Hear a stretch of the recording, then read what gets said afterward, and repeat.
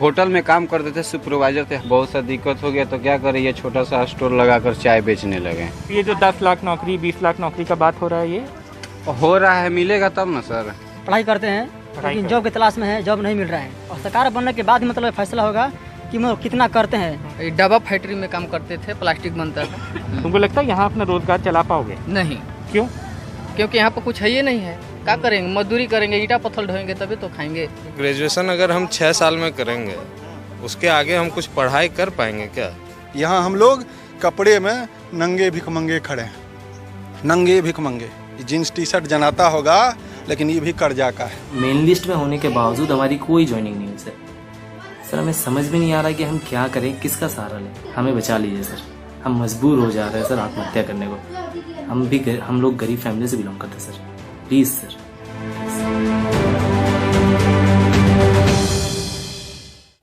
नमस्कार, मैं रवीश कुमार। बिहार का चुनाव कई मुद्दों का चुनाव है। इसमें से एक मुद्दा नौकरी भी है।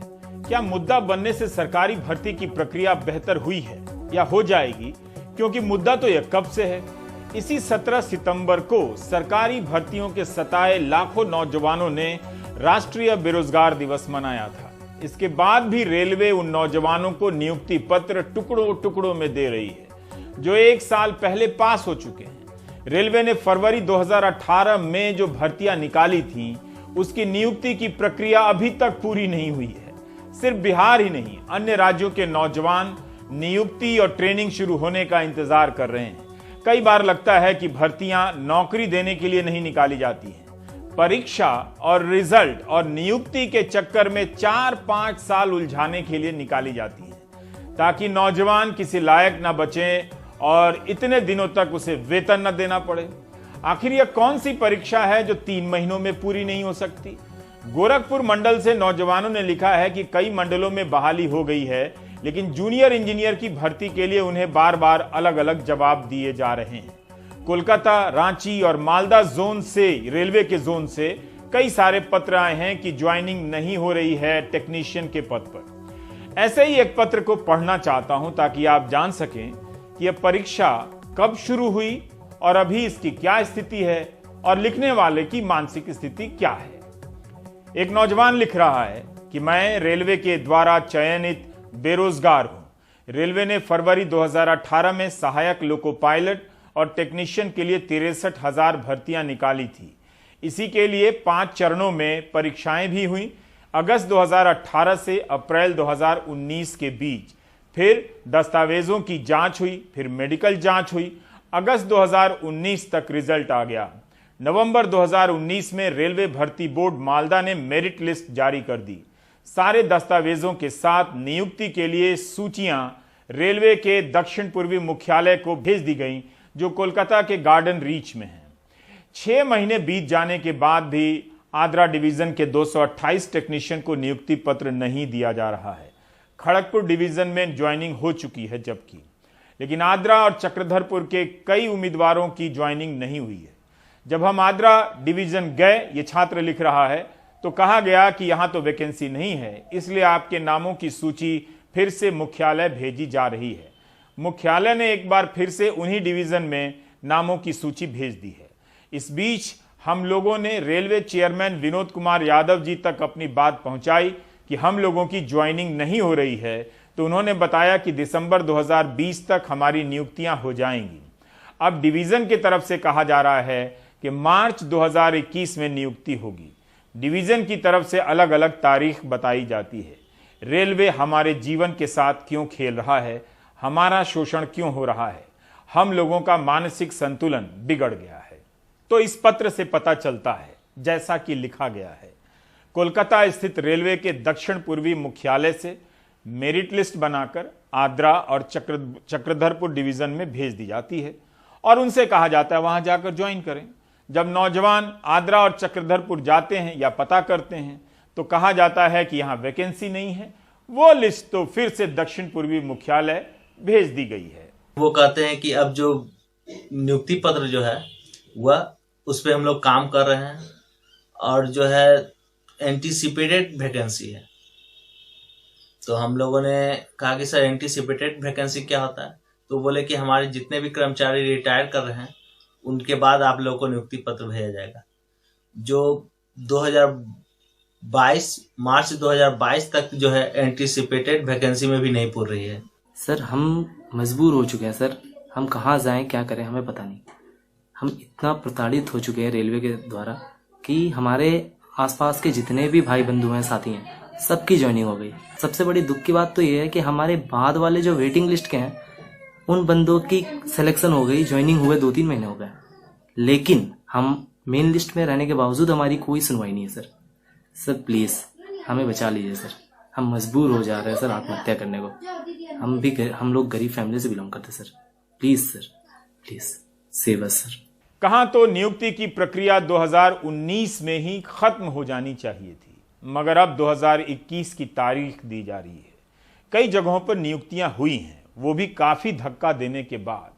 छात्रों को भरोसा नहीं होता, इसीलिए वे अपनी तरफ से चेक करते रहते हैं और उन्हें अलग अलग तारीखें बता दी जाती होंगी। जबकि रेलवे बोर्ड के चेयरमैन ने देरी का कारण ये बताया था।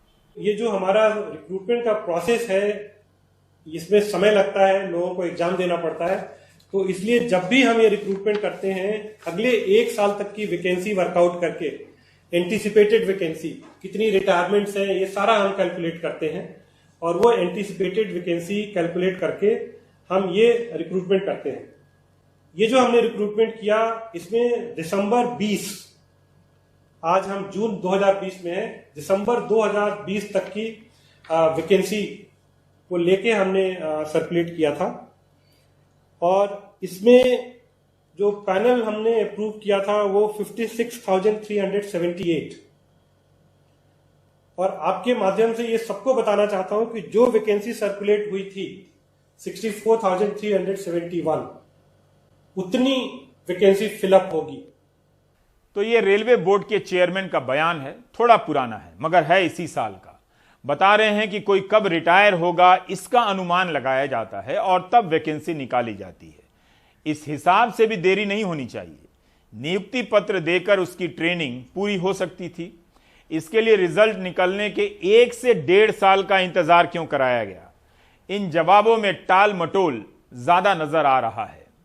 ये जितने भी असिस्टेंट लोको पायलट और टेक्नीशियन हैं, ये हाईली टेक्निकल जॉब है। ये जैसे ही ज्वाइन करते हैं, अगर उन्होंने आज हमको ज्वाइनिंग रिपोर्ट दी तो उनको हम नेक्स्ट डे ट्रेनिंग पे भेज देते हैं। जब तक उनको हम लोगों की ट्रेनिंग ना दें और या टेक्नीशियन को टेक्निकल ट्रेनिंग ना दें, वो रेलवे में कोई काम नहीं कर सकते हैं। तो हम उनको ज्वाइन करा के और उनसे हम कोई काम नहीं करा सकते हैं। सो ये जो 3 स्टेज में बताता हूं आपको कि एक का एग्जाम होके सब कुछ हो गया, उसके बाद से पैनल अप्रूव होके डिक्लेयर हो गया, उसके बाद से अपॉइंटमेंट लेटर इशू करते हैं जैसे जैसे ट्रेनिंग के स्लॉट आते हैं। बिकॉज जैसे ही उनको अपॉइंटमेंट लेटर इशू करते हैं उनके हम ट्रेनिंग एलोकेट कर देते हैं कि आप यहां जाके इतने महीने की ट्रेनिंग करेंगे और ये करेंगे वो करेंगे। लेकिन क्या ऐसा हुआ जैसा कि चेयरमैन कह रहे हैं? क्या मेरिट लिस्ट बनते ही ज्वाइनिंग हो गई? आप ट्विटर पर रेलवे बोर्ड और रेल मंत्री के ट्विटर अकाउंट पर जाकर इसकी वास्तविकता देख सकते हैं जो नौजवानों ने लिखी है। चुनाव हो रहे हैं मगर ट्रेनिंग में देरी के लिए अभी तक लॉकडाउन का बहाना दिया जा रहा है। क्या यह हक का सवाल नहीं है कि आप जिस परीक्षा की तैयारी करें उसे पास करें तो आपको नियुक्ति पत्र भी मिल जाए और हो जाए? 2018 में पीयूष गोयल युवाओं से अपील कर रहे थे कि आप रेलवे की परीक्षा दें क्योंकि चुनाव आने वाला था। मैं अपने युवा मित्रों से अपील करता हूं कि इन बड़ी संख्या में नौकरियों जिसकी आखिरी तारीख 31 मार्च 2018 है में आवेदन करें और भर्ती की प्रक्रिया में शामिल हो, जिससे सभी आवेदकों को देश की सेवा करने का निष्पक्ष और समान अवसर प्राप्त हो। लोकसभा का चुनाव आने वाला था इसलिए वैकेंसियां आ गई, वरना 4 लाख वैकेंसी का वादा किया गया था जिसका इम्तहान हो चुका है। उसी की नियुक्ति की प्रक्रिया टुकड़ों टुकड़ों में जारी है और अभी तक पूरी नहीं हुई। जब नवंबर 2019 में मेरिट लिस्ट बन गई थी तो ज्वाइनिंग मार्च 2021 में क्यों होनी चाहिए? परीक्षा पास करने के बाद भी छात्र खुद को चयनित बेरोजगार कहते हैं। ये एक नए प्रकार के बेरोजगार हैं जो अदर देन विश्वगुरु कंट्री में नहीं पाए जाते हैं। मैं आरआरबी गोरखपुर जूनियर इंजीनियर के पदों के लिए मैंने अप्लाई किया था। मेरा चयन 550 सीटों के अंदर किया गया था, लेकिन अभी तक उनमें से सिर्फ 500 जो विद्यार्थी हैं उन्हीं का पोस्ट अलॉटमेंट किया गया है और अभी जो 50 और बच जाते हैं उनमें से मैं भी हूँ। इसके संबंध में मैं आरआरबी गोरखपुर चेयरमैन से बात करने गया, तो जब मैं उनसे बात किया तो उन्होंने मुझे आश्वासन दिया और साथ में मुझसे कहा कि आप अपना मोबाइल नंबर दे दीजिए। फिर थोड़ी देर सोचने के बाद वो कहते हैं आपको सीट मिल सकती है, आपको बताया जाएगा। तो फिर मैं घर चला आया। कुछ देर बाद जब मैं 2 से 3 घंटे बाद ही मुझे आरआरबी गोरखपुर दलाल के नाम से कॉल आ जाता है और मुझसे उसमें एक तरह से 4 से 5 लाख रुपए में पोस्ट देने की बात कही जाती है। कहा जाता है कि आपको कैटेगरी अलॉट कर दी जाएगी और इसी हफ्ते कर दी जाएगी। अब आपको फिर से फ्लैशबैक में ले जाता हूं। 2019 का लोकसभा चुनाव, साल के शुरुआती दिन थे। प्रेस कॉन्फ्रेंस में रेल मंत्री पीयूष गोयल घोषणा कर रहे थे। उनके दावों पर इंसान तो क्या पत्थर भी यकीन कर लिया वैसे नौजवानों ने। सुनिए उनके क्या तेवर थे। पिछले वर्ष हमने शुरू किया था 1.5 लाख के करीब लोगों को नई नौकरी देने का काम।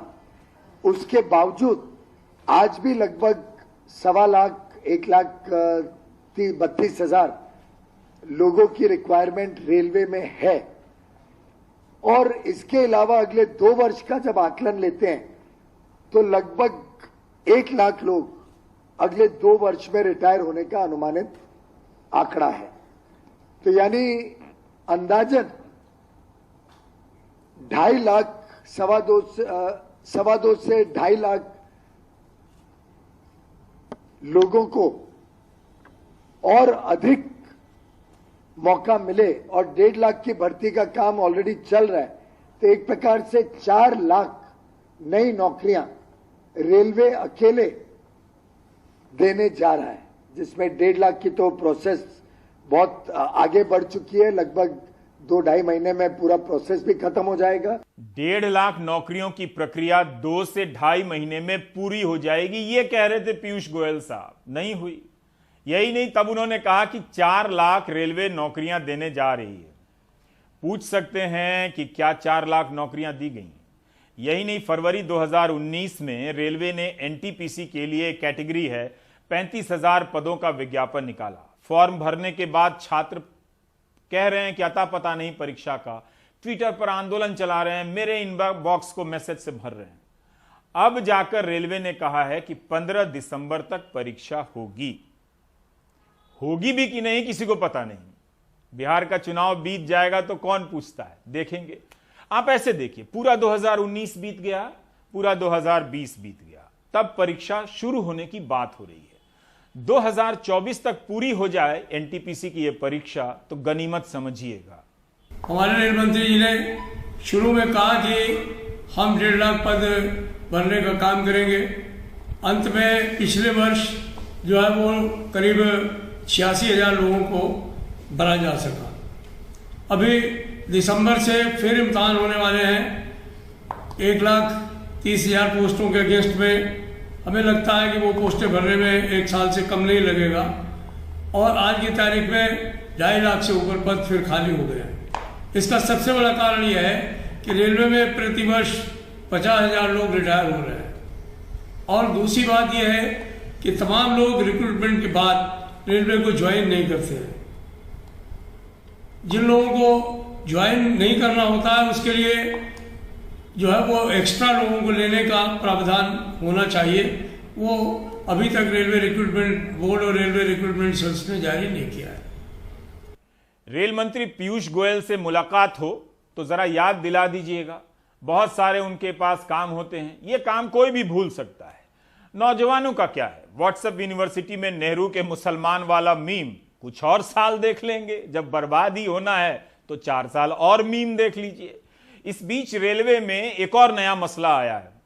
एक स्टेशन मास्टर ने नाम न बताए जाने की शर्त पर पत्र लिखा है कि रेलवे ने रात की ड्यूटी का भत्ता उनके लिए बंद कर दिया है, जिनकी सैलरी का स्केल 43,600 या उससे अधिक है। भत्ता नहीं मिलेगा यहां तक तो ठीक है, लेकिन जो मिल चुका है उसे भी वापस करना होगा। 2017 से लेकर आज तक जो भी भत्ता मिला है उसे लौटाना पड़ेगा। ऐसा कहीं सुना है आपने? भत्ता किसी ने छीन कर तो नहीं लिया था, खुद रेलवे की तरफ से दिया गया था। अब कहां से कोई 1 लाख तो कोई 1.5 लाख तो कोई 2 लाख का भत्ता लौटाएगा, चुकाएगा? क्या रेलवे अब ऐसे ही अपना खर्चा चलाने वाली है?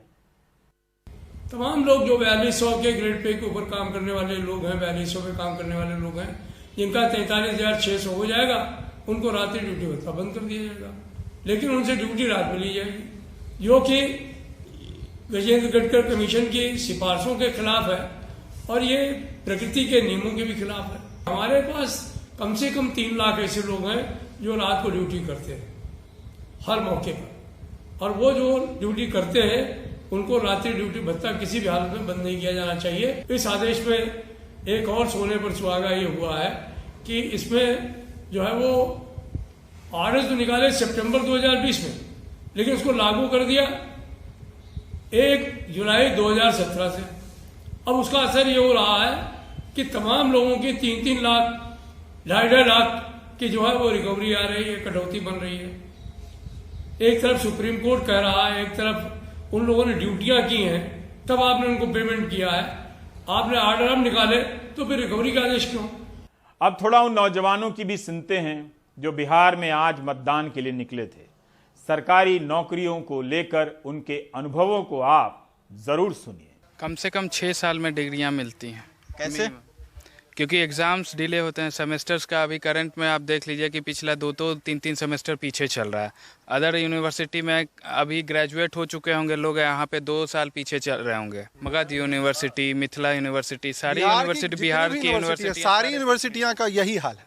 कोई एक यूनिवर्सिटी को प्रॉपर बदनाम नहीं, मगध हो, नालंदा हो या आपका पटना यूनिवर्सिटी हो, सारा का शिक्षा मामले में बिल्कुल एक जैसा रवैया है। अच्छा। और सबसे ज्यादा तिलका मांझी तो पिछड़ी हुई है एकदम। तिलका मांझी कितना पिछड़ा हुआ यूनिवर्सिटी? वो सबसे पिछड़ी हुई। 6 साल में जो डिग्रियां मिलती हैं वो तिलका मांझी यूनिवर्सिटी से ही मिलती है। 6 साल में डिग्री मिल रही है जी, उसके जीते जागते उदाहरण है। अच्छा, आप हैं तिलका मांझी के जीते जागते उदाहरण। कैसे? सर 6 साल में ग्रेजुएशन किए हैं, वो भी बिना एक बार फेल किए हुए, तो उदाहरण तो है ही ना मेरे पास। अच्छा, तो नौकरी कब मिलेगी आपको? नौकरी सर, नौकरी का तो कोई उपाय ही नहीं है। नौकरी का कोई उपाय ही नहीं है, ना ही बिहार में ना ही बिहार के बाहर कहीं पे। क्योंकि बस ग्रेजुएशन करने से, ग्रेजुएशन अगर हम 6 साल में करेंगे, उसके आगे हम कुछ पढ़ाई कर पाएंगे क्या? 6 साल में अगर हम ग्रेजुएशन करेंगे, अगर डिग्री मिल भी गई 6 साल में, तो नौकरी की अभी क्या हालत है? नौकरी की हालत ये है कि जो एग्ज़ाम्स होते हैं एक तो टाइम पे होते नहीं। अगर एग्ज़ाम्स हो गए तो उनके रिजल्ट आने में जब तक बंदे का रिजल्ट आता है, या इतने इस बार तो ऐसे लोगों की ज्वाइनिंग आई है कि जिनके 2-3 बच्चे हो चुके हैं और वो प्राइवेट इंडस्ट्रीज़ में लग चुके हैं, और अभी जाके उनकी ज्वाइनिंग आ रही है कि जो एग्ज़ाम उन्होंने 5 साल पहले दिया था, 6 साल पहले दिया था। तो हालत ये है कि समझ लीजिए कि बंदा अगर ग्रेजुएशन कर रहा है तो ग्रेजुएशन करके उसके पास ऑप्शन ये है कि वो या तो दूसरे स्टेट पर माइग्रेट कर जाए, या फिर अपना अगर उसके पास नॉलेज है तो कुछ टीचिंग लाइन में आ सकता है। लेकिन एज अ गवर्नमेंट जॉब उसके पास कोई ऑप्शन नहीं है, और इस क्षेत्र में ना ही कोई इंडस्ट्रीज है कि उसके जो लेबिलिटी है या उसकी जो एबिलिटी है उस बेसिस पे उसके कोई जॉब मिल जाए, तो कुछ है ही नहीं। फॉर्म फिलअप किए थे एनटीपीसी रेलवेज का आज से 2 साल पहले, आज तक एग्जाम ही कंडक्ट नहीं हुआ। अब जब मेरा एज खत्म हो जाएगा तब एग्जाम कंडक्ट होगा, कैसे चलेगा? क्या फायदा, क्या बेनिफिट्स है? और इसके लिए नीतीश कुमार कुछ नहीं कर रहे हैं। तो हम लोगों को बताया गया, इस क्षेत्र के लोगों को, कि डबल इंजन की सरकार आएगी तो रोजगार की बाढ़ आई, जरूर आई, एकदम पक्का आया। पहले बाटा उड़ गया, फिर मैकडुवल उड़ गया, फिर आपका सूता मिल उड़ गया, फिर आपका भारत बैगन उड़ गया। लेकिन बेसिक रूप से यहाँ हम लोग कपड़े में नंगे भिखमंगे खड़े हैं, नंगे भिखमंगे। जीन्स टी शर्ट जनाता होगा, लेकिन ये भी कर्जा का है। आप क्या करते हो? अभी कंपटीशन की तैयारी कर रहा हूँ। तो परीक्षा हो रही है, परीक्षा के रिजल्ट आ रहे हैं कि नहीं? परीक्षा अगर आज हो रही है तो एग्ज़ाम होती है 1 साल बाद। बहुत डिले हो रही है कोई भी एग्जाम में। एक तो वैकेंसी निकल नहीं रही है, लेकिन एग्जाम में बहुत डिले हो रही है। वैकेंसी भी नहीं है और एग्जाम भी बहुत, को अगर वैकेंसी है भी कोई भी एग्जाम में और कंडक्ट हो, उसको सरकार कुछ प्रोसेस जल्दी करवा नहीं पा रही है। इसी तरह से 2018 में BSF, CRPF, ITBP, Assam rifle, CISF, SSB, NIA, SSF में जीडी कांस्टेबल के लिए 60,210 वैकेंसी आई थी। परीक्षा मार्च 2019 में हो गई। फरवरी 2020 में मेडिकल टेस्ट हो गया। इनका दोबारा से भी मेडिकल जांच होती है, जो कोरोना के कारण नहीं हो सकी और अब इसकी तारीख 14 सितंबर से 11 नवंबर के बीच दी गई है। नौजवानों का कहना है कि सरकार 60,000 से ज्यादा से बढ़ाकर 85,000 वैकेंसी कर दे ताकि सभी मेडिकली फिट नौजवानों को नौकरी मिल जाए। क्यों? क्योंकि कोरोना के कारण 1 साल की देरी होने से अब दोबारा इम्तिहान देने की उनकी उम्र समाप्त हो चुकी है। सर एसएससी जीडी की भर्ती 3 फेज में होती है। पहला फेज रिटन एग्जाम का होता है, उसको क्वालिफाई करने के बाद में फिजिकल के लिए बुलाया जाता है, उसको क्वालिफाई करने के बाद में मेडिकल के लिए बुलाया जाता है। सर एसएससी जीडी 2018 60,000 पदों के लिए भर्ती निकाली गई थी। सर अब इसमें बात यह है कि रिटन एग्जाम की कट ऑफ गई थी 81 आउट ऑफ 100। उसके बाद में फिजिकल के लिए बुलाया गया। फिजिकल फिट होने वाले जो एस्पिरेंट्स है उनको मेडिकल के लिए बुलाया गया, जिसके लिए कट ऑफ गई थी 83 आउट ऑफ 100। सर अब टोटल 95,000 के समथिंग एस्पिरेंट्स है जो मेडिकल फिट है, लेकिन पदों पर भर्ती 60,000 पदों पर ही होनी है। तो सर अब बाकी 60,000 के बाद में जो बच्चे बचेंगे वो वापस से बेरोजगार हो जाएंगे, उन्हें जॉब नहीं मिल पाएगी। सर इस वजह से हम एसएससी जीडी की वैकेंसी इंक्रीज करने के लिए बोल रहे हैं। गृह मंत्रालय की थोड़े दिन पहले रिपोर्ट के अनुसार अभी भी अर्धसैनिक बलों के 1 लाख से ज़्यादा वैकेंसी खाली हैं। तो हम सब चाहते हैं कि क्यों ना 60,000 वैकेंसी के बजाय 85,000 कैंडिडेट को ज्वाइनिंग दी जाए, क्योंकि इतने लंबे समय के कारण हम ओवर एज भी हो गए हैं और हम मानसिक और आर्थिक दोनों रूप से परेशान हैं। और same issue SSC CPO sub inspector भर्ती 2018 के, जिसमें कैंडिडेट कम होने के कारण उनकी बात को कोई सुनता नहीं है और उनको भी 3 साल से ज़्यादा होने को है और उनकी भी भर्ती प्रक्रिया भी अटकी हुई है। मैं इसे बिल्कुल ठीक से समझता हूं कि यह इंटरेस्टिंग टॉपिक नहीं है, खासकर न्यूज़ चैनल के लिए। लेकिन इन नौजवानों की सोचिए, इनके होश उड़े रहते हैं। कोई परीक्षा पास कर जाए और उसकी ज्वाइनिंग में ही 1 से लेकर 2 साल निकल जाए, कितना बड़ा अन्याय है। अब देहरादून चलते हैं, फिर बिहार पर लौटेंगे। देहरादून में 29 दिनों से युवा धरना दे रहे हैं। अप्रैल 2017 में इन्होंने प्राइमरी टीचर की परीक्षा दी। उसके बाद हर जिले में 50-50 सफल उम्मीदवारों की ट्रेनिंग शुरू हुई, जिसके बाद इन्हें प्राइमरी टीचर की तरह स्कूलों में पढ़ाना था। लेकिन बीच रास्ते में नियम बदल दिए गए और जब ट्रेनिंग पूरी कर अपनी नौकरी मांगने गए तो आश्वासन ही मिल रहा है। इनकी नियुक्ति मार्च-अप्रैल 2020 तक हो जानी थी, लेकिन अभी तक नहीं हुई। बिना सैलरी के जी रहे हैं। विगत 28 दिन से यहाँ बैठे हैं अपनी मांगों को लेकर के कि जिनकी जिम्मेदारी आपने ली, जिनको आपने अपॉइंट किया, उनको अतिशीघ्र नियुक्ति दो। 28 दिन हो गए, सरकार को अभी तक ये नहीं पता चला कि हम यहाँ अपनी यानी प्राथमिक अध्यापक की नियुक्ति के लिए बैठे हैं। 3,000 से अधिक पद रिक्त हैं। उसके बावजूद निदेशालय में कहा जाता है कि आपकी नियुक्ति के लिए कोई प्रावधान नहीं किया हमने।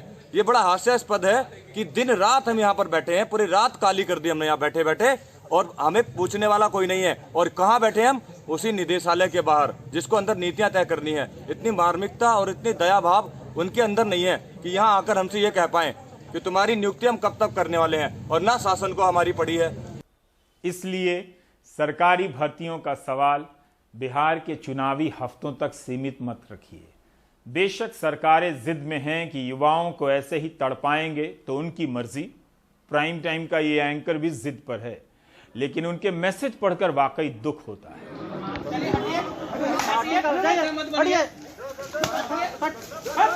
बिहार में पहले चरण का मतदान हो गया। चुनाव की तारीखों के ऐलान के वक्त यह आश्वासन दिया गया था कि मतदान केंद्रों पर कोविड-19 से बचने के पूरे इंतजाम होंगे, लेकिन मतदान केंद्रों की ज्यादातर तस्वीरों से यही लगता है कि बिहार में कोविड-19 नहीं है। वो दिल्ली से विमान पकड़कर ट्रंप के गांव फ्लोरिडा चला गया है। चुनावी रैलियों में भी 2 गज दूरी या मास्क का मजाक उड़ चुका है।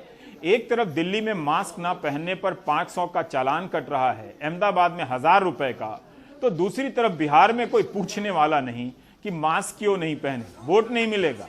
सोचिए, इसके लिए एक देश को ठप कर दिया गया, तालाबंदी कर दी गई और लाखों लोगों की नौकरियां चली गई, जिंदगी बर्बाद हो गई। इस चुनाव में कोविड कोई मुद्दा नहीं था, स्वास्थ्य व्यवस्था पर तो बात ही नहीं हुई। इससे अधिक पॉजिटिव न्यूज क्या दे सकता हूं आपको कि जिस राज्य के लोग इलाज के कारण गरीब हो जाते हैं, उस राज्य के लोगों के लिए स्वास्थ्य मुद्दा नहीं है। इतना आध्यात्मिक चुनाव और कहां हो सकता है। दादा ये बताइए कि गांव में कोरोना का कोई डर तो नहीं है कि लोग नहीं कोई निकल डर रहे नहीं हैं सर, बाहर? कोई डर नहीं है नहीं कोई डर नहीं। अच्छा, सारे लोग बाहर निकल रहे हैं। हाँ कुल बाहर, जी हाँ, कोई डर उस तरीके का कोई डर नहीं। ये बताइए कि आप लोग बिना मास्क का आए, डर नहीं लगता है? कोई डर नहीं है सर यहाँ पे। क्यों? नेता लोग रैली कर रहे थे, उसमें कोई सोशल डिस्टेंसिंग का पालन हुआ, कुछ नहीं हुआ। आप लोग बिना मास्क का चल रहे हैं, कोई डर नहीं लगता है? ना। क्यों? ये नहीं है कुछ, तब डर काहे लगेगा? हम लोग के दिन भर खेत में रहना। आप तो मास्क पहने हैं। मास्क पहने हैं सर, फिर भी मास्क से ही नहीं डरना है, भीड़ से भी डरना है। गलत समय में चुनाव हो रहा है। सोशल डिस्टेंसिंग कोई ऐसा दूरी वूरी तो नहीं है? ना, दूरी नहीं। तो भी डर वर नहीं है ना? हाँ क्या बताइए? हाँ डर तो है हर समय। तो जनता समझदार है। हर चुनाव में कहा जाता है, इतनी समझदारी के बाद भी उसकी हालत ऐसी क्यों है कि किसी परीक्षा को पूरी होने में 4-4 साल लग जाते हैं। बाकी ब्रेक के बाद आप कल्पना कर सकते हैं, एक तरफ महामारी हो और साथ ही जंगल राज वाले राज करने आ जाएं, तो ये बिहार के लोगों पर दोहरी तरफ की मार हो जाएगी, दोहरी तरफ की। अगर ऐसी टोली आई तो इन पैसों का होगा क्या? ये जंगल राज के युवराज से बिहार की जनता पुराना ट्रैक रिकॉर्ड के आधार पर और क्या अपेक्षा कर सकती है? युवा पूछता है, सपना कहां बनाऊं, रोजगार कहां मिलेगा? आपको जवाब मिलता है, बिहार में नहीं। जिनको मौका मिल गया था मुख्यमंत्री बनने का, और गड़बड़ किए तो जेल चले गए, अपनी पत्नी को गद्दी पर बैठा दिया, लेकिन कभी महिलाओं के लिए कोई काम किया?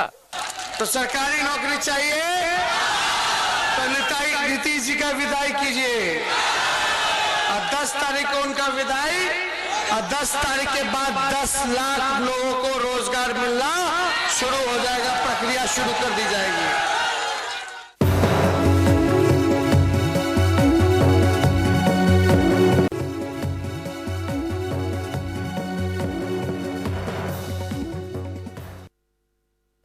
चुनावी सरगर्मी मध्य प्रदेश में भी है। वहां 28 सीटों पर विधानसभा के उपचुनाव हो रहे हैं। इन उपचुनावों में कांग्रेस का जितना बीजेपी से मुकाबला है, उतना ही अपने ही पुराने साथियों से भी। तो फिलहाल वहां गद्दारों की परिभाषा बदल गई है। कल तक बीजेपी के लिए जो गद्दार थे, वो अब कांग्रेस के लिए गद्दार हैं, और जो सिंधिया को गद्दार कह रहे हैं, उन्हें भी सिंधिया गद्दार बता रहे हैं। रिपोर्ट हर्षा कुमारी सिंह की है।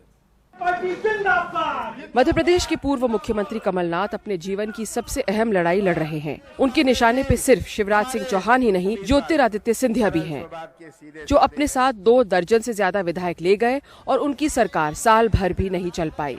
उनको मजाक में 30 मार खां कहा गया है, यानी अपने ही दल के 30 विधायक खो देने वाले मुख्यमंत्री। This is all people of the state. We must remember that we have a new generation of voters. The voters today are very different to what they were 5 years ago. You have a more enlightened voter. You have social media. So they are seeing all this. They are silent. They are not political. But they also want to protect the future of democracy. लेकिन कमलनाथ को उम्मीद है कि इस दल बदल से पैदा होने वाली हमदर्दी उनके हक में जाएगी। इसलिए इस दल बदल को गद्दारी बताते हुए वो इसे मुद्दा बनाने की कोशिश में है। हमारे संविधान में प्रावधान है कि अगर कोई विधायक का निधन हो जाए, कोई सांसद का निधन हो जाए, तो उपचुनाव होता है। पर हमारे संविधान में ऐसा कोई प्रावधान बाबा साहब अम्बेडकर ने कभी सोचा नहीं था कि इस प्रकार की अनैतिक राजनीति अपने देश में होगी।